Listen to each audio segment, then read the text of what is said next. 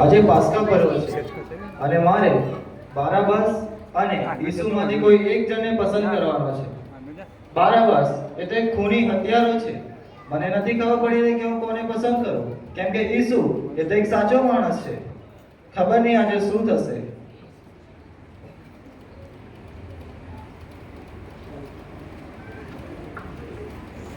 प्रणाम राजा। आओ बिलम राजा की जय।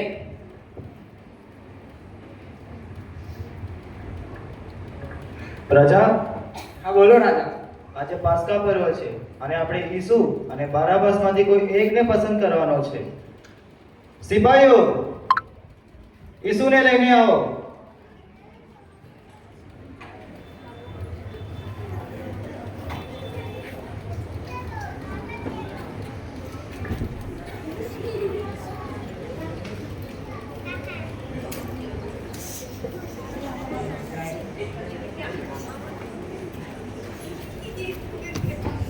બોલા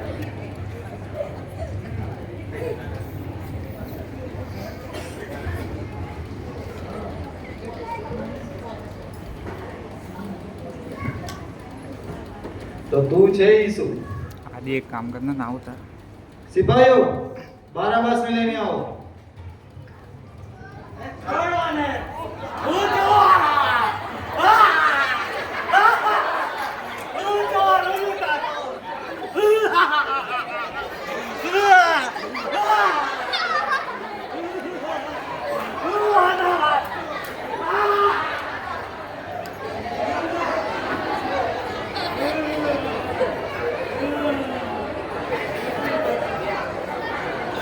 પ્રજા શાંતિ રાખે.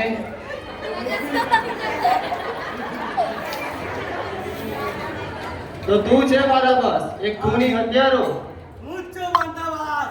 અત્યાર સુધી મને કોઈ મારી નથી શક્યું અને કોઈ મારી શકશે પણ નહીં.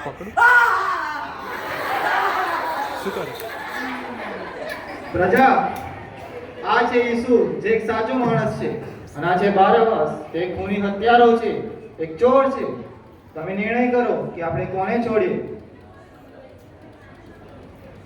राजा बाराबास से छोड़ी दो। સિપાહીઓ, બારાબાસને છોડી દો. મેં કીધેલું મને કોઈ નહીં મારી શકે. બારનામાં છૂટતો નથી. આજે જશન બનાવવાનું છે. આજે જશન થશે. ચલો.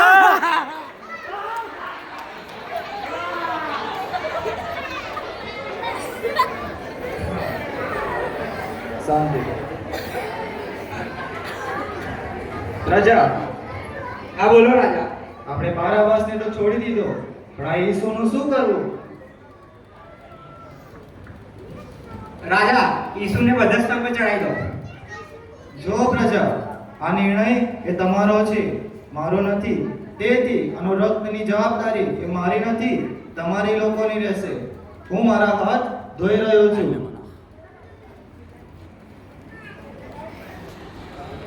राजा की जय हो। જાઓ.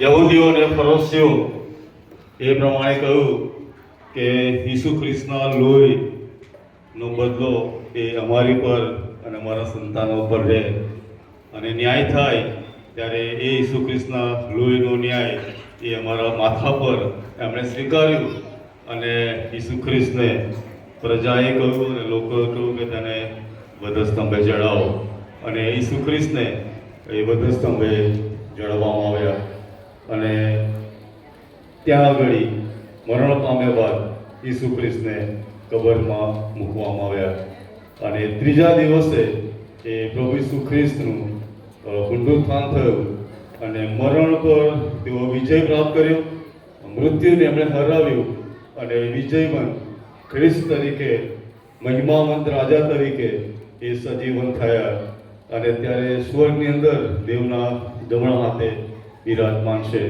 અને ફરી એકવાર આપણને લેવાના માટે આવવાના છે.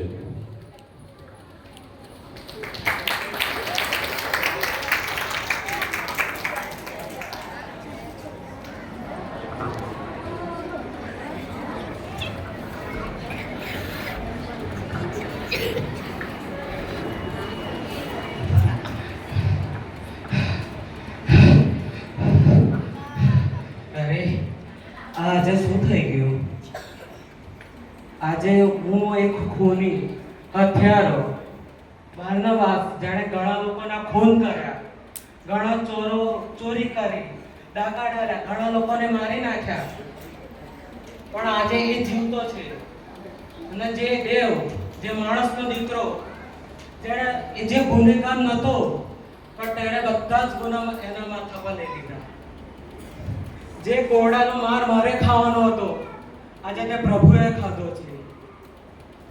જે ગિલ્લા આજે મારા ખાવાના હતા પણ તે આજે પ્રભુએ ખાધા છે. જે કાંટાનો મુંગટ આજે મારે પહેરવાનો હતો પણ જુઓ એ તો પ્રભુએ પહેરી લીધો છે. આજે પ્રભુ જેમણે કઈ પાપ નહોતું કર્યું તે આજે મરણ પામ્યા છે, પણ તેની જગ્યાએ હું, જેને વધસ્તંભે હોવું જોઈએ એ જીવતો છે. આ દુનિયામાં કેવો અન્યાય થઈ રહ્યો છે. અત્યારે મને ખબર નથી પડતી કે હું શું કરું. મારું જીવન તો એટલું અનર્થ થઈ ગયું છે. હવે તો મને મરી જવાની ઈચ્છા થાય છે.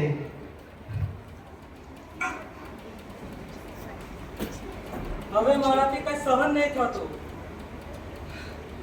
મારો જીવ બહુ રડે છે, દુઃખ થાય છે. ઓ પ્રભુ, હવે હું શું કરું? તમે તો મારા પાપ લઈ લીધા અને બધા સ્તંભે ચડાઈ ગયા, પણ આ પાપી માણસ હજુ જીવે છે. ઓ પ્રભુ, હું શું કરું? હવે શું કરું? આ વ્યર્થ જીવનનું શું કરું?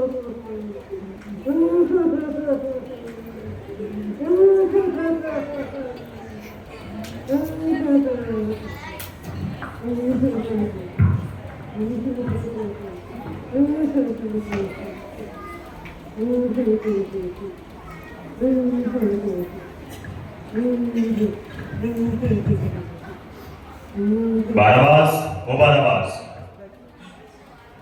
અરે આ વાત ક્યાંથી આવ્યો છે? અરે પ્રભુ, તમે?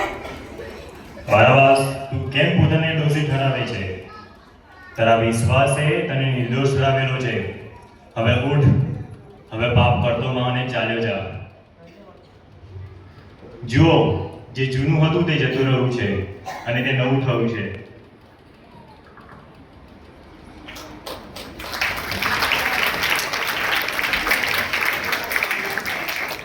બારાબાસ, કે જેના નામનો અર્થ થાય છે પિતાનો પુત્ર, અને પ્રભુ ઈસુ ખ્રિસ્ત પણ તેઓ દેવના દીકરા છે, અને તમે ને હું પણ એ દેવના દીકરાઓ છે. બારાબાસ, કે જેણે પાપ કર્યું, ગુનાઓ કર્યા, ખૂન કર્યા, પણ પ્રજાએ બારાબાસને સ્વીકાર્યો અને સાચા માણસને વધસ્તંભ પર મૂક્યો. પણ આપણે જે પ્રમાણે આ સ્ટોરી જોઈએ કે બારાબાસ એને પોતાને પસ્તાવો થયો કે મારા ગુનાઓ, મારું પાપ અને સજા મારે ભોગવવાની, પણ ખ્રિસ્ત એ મારા માટે વધસ્તંભ પર પામ્યો અને એનું જીવન અહીં આપણે જોયું કે એને પસ્તાવો કર્યો, એક્સચેન્જ થઈ ગયું. આજે આ જે સ્ક્રિપ્ટ બતાવવામાં આવી છે એ દ્વારા પ્રભુ આપણને જે કહેવા માંગે છે અને તો છે બદલાવ, ઓલ્ડ લાઈફ અને ન્યૂ લાઈફ. બાઇબલમાં ઘણા બધા એવા પ્રસંગો છે કે જેની અંદર એ બદલાણ થયું છે.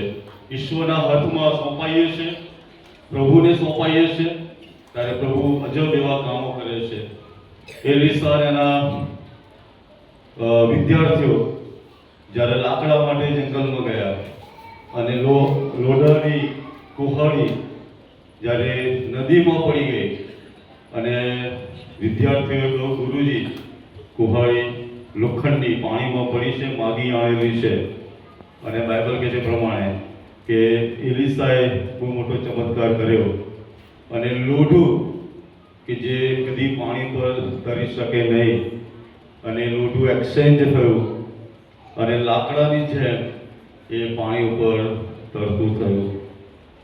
બાઇબલની અંદર ઇઝરાયેલી પ્રજા કનાન દેશ તરફ જતી હતી અને કડવા પાણીનો પ્રસંગ એ આપણે જાણીએ છીએ, અને લોકોએ કચકચ કરી અને મૂસાએ ચમત્કાર કર્યો અને જે કડવા પાણી હતા એ મીઠા થઈ ગયા. મારા વાલા પ્રિય સાથી ભાઈ અને બહેનો, પ્રભુ ઈસુ ખ્રિસ્ત કે જે દેવનો દીકરો છે એ તમારા મારા માટે આ જગતમાં આવ્યો છે. તમે અને મેં જે પાપો કર્યા છે, જે ગુનાઓ કર્યા છે, એ તમામ પ્રકારના પાપો અને ગુનાઓની માફી આપવા માટે ખ્રિસ્ત એ વધસ્તંભ પર મરણ પામ્યો છે. અને આજે સાંજે આ સ્ક્રિપ્ટ દ્વારા આપણે જે શીખવા માંગીએ છીએ એ છે કે એક્શન ડે આપણા જીવનનું બદલાણ.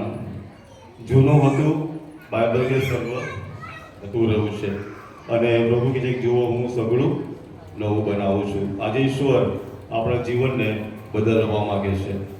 જે પ્રમાણે લોઢું કઠણ તો કરી શકે નહીં, પણ ઈશ્વરના હાથમાં જ્યારે ચમત્કાર રૂપે આવ્યું ત્યારે પાણી પર તરતું થયું. કડવા પાણી એ મીઠા થઈ ગયા.